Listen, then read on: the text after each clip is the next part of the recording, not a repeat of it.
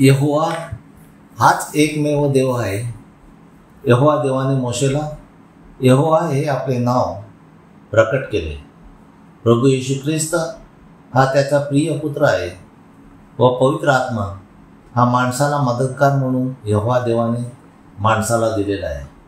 यिर्मया 2:28 यहोवा देव म्हणतो, तर जे तुझे देव तू आपणासाठी केले ते कुठे आहेत?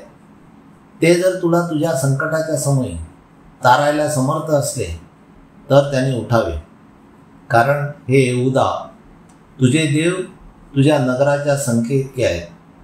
आज प्रत्येक गावामध्ये संत बनवले जात आहेत.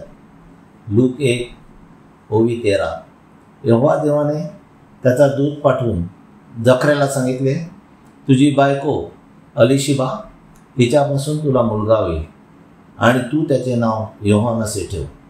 लूक 1:18-20 तेव्हा जखऱ्या दूताला म्हणाला, मी हे कशावरून समजू, कारण मी म्हातारा आहे, माझी बायको ही उतार वयाची आहे. मग दूताने त्याला उत्तर देऊन म्हटले, मी गाब्रिएल देवाच्या पुढे उभा राहणारा आहे आणि तुझ्याशी बोलायला व तुला ही सुवार्ता सांगायला मला यहोवा देवाने पाठवले आहे. या गोष्टीवर तू विश्वास ठेवला नाहीस म्हणून या गोष्टी घडून येतील त्या दिवसापर्यंत तू मुका असशील व तुझ्याने बोलवणार नाही. लूक 1:30, 31, 34 आणि 36 तेव्हा दूताने तिला म्हटले, मरिये भिवू नको, कारण देवाची कृपा तुझ्यावर झाली आहे आणि पहा तू आपल्या उदरी गर्भधारण करशील व तुला मुलगा होईल. तू त्याचे नाव येशू असे ठेव. तेव्हा मरिया दूताला म्हणाली, हे कसे होईल, कारण मला पुरुष ठाऊक नाही. मग दूताने तिला उत्तर देऊन म्हटले, पवित्र आत्मा तुझ्यावर येईल आणि परस्पराची शक्ती तुझ्यावर सावली करेल. याकरिताही जे पवित्र लेकरू जन्मेल तो यहोवा देवाचा पुत्र म्हटला जाईल. आणि पहा तुझी नातलग अलिशिबा हिने आपल्या म्हातारपणी मुलाचे गर्भधारण केले आहे आणि तिला वांज म्हणत तिला 6वा महिना आहे. लूक 1:62-64 नंतर त्याने जखऱ्या त्याचा बाप याला खुणेने विचारले, याला काय नाव द्यावे अशी तुझी इच्छा आहे? तेव्हा त्याने पाटी मागितली आणि त्याचे नाव योहान आहे असे लिहिले. तेव्हा त्या सर्वांना नवल वाटले आणि लागलेच त्याचे तोंड उघडले व त्याची जीभ मोकळी झाली आणि तो यहोवा देवाचा धन्यवाद करीत बोलू लागला. योहान 16:13 तरी जेव्हा तो म्हणजे खरेपणाचा आत्मा येईल तेव्हा तो तुम्हाला वाट दाखवून देईल, सर्व खरेपणात नेईल, कारण तो आपण बोलणार नाही, तर जे काही तो ऐकेल तेच तो बोलेल आणि होणाऱ्या गोष्टी तुम्हाला कळवेल. म्हणजेच यहोवा देवाच्या आज्ञेशिवाय स्वतःहून काही बोलणार नाही. प्रेषितांची कृत्ये 5:29-32 तेव्हा पेत्राने व इतर प्रेषिताने उत्तर देऊन म्हटले, माणसापेक्षा देवाला मानले पाहिजे.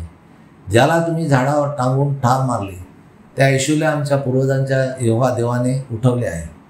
त्याने इस्रायलचा पश्चाताप व पापांची क्षमा द्यावी म्हणून यहोवा देवाने त्याला राजा व तारणारा करून आपल्या उजव्या हाताने उंच केले आहे. आणि या गोष्टीविषयी आम्ही त्याचे साक्षी आहोत.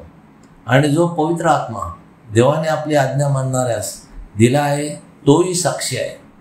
प्रेषितांचे कृत्ये 10:38 म्हणजे नासुर येशू याला देवाने पवित्र आत्मा व सामर्थ्य याचा अभिषेक कसा केला, तो कसा सत्कर्मे करीत व सैतानाकडून जाकलेल्या सर्वांस बरे करीत फिरला, कारण यहोवा देव त्यांच्या बरोबर होता, हे तुम्हाला ठाऊक आहे.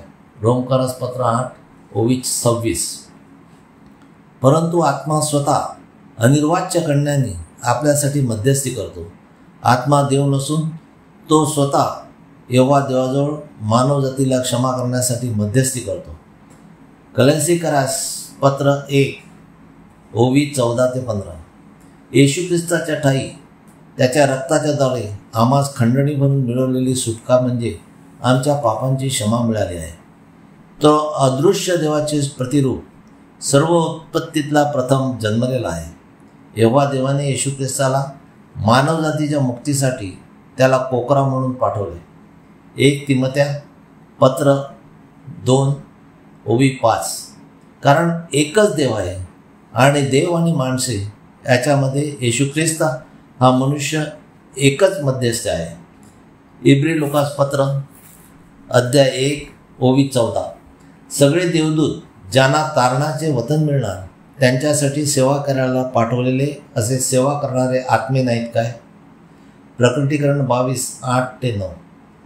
ज्या देवदूताने योहानाला या गोष्टी दाखवल्या त्याच्या पायापुढे नमन करायला तो उपडा पडला. परंतु तो देवदूत त्याला म्हणाला, पहा, असे करू नको, कारण मी तुझ्या व तुझे भाऊ भविष्यवादी यांच्या व या पुस्तकांतील वचने पाळतात त्यांच्याही सोबतीचा दास आहे. यहोवा देवाला नमन कर. मग देवदूत पवित्र आत्मे हे देव आहेत का? तर नाही. Hallelujah, amen. Anthony John Pereira, यहोवा देवाचा सेवक, Pereira builder. Praise God. Hallelujah.